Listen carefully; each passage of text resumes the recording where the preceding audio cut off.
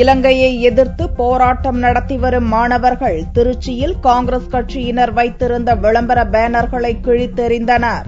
அவர்கள் மீது காங்கிரஸ் தொண்டர்கள் தாக்குதல் நடத்தியதால் அங்கு கடும் பதட்டம் ஏற்பட்டது.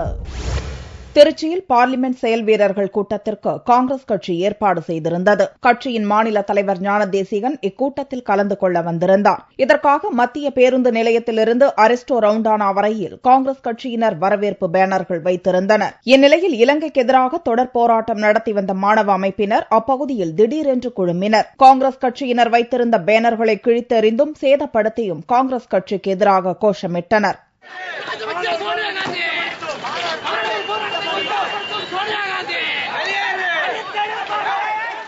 இதை பார்த்த காங்கிரஸ் கட்சியினர் உருட்டுக்கட்டைகளுடன் வந்து மாணவர்களை தாக்கினர். இரு தரப்பினரும் மோதிக் கொண்டனர். தொடர்ந்து காங்கிரஸ் கட்சியினர் அப்பகுதியில் சாலை மறியலிலும் ஈடுபட்டனர்.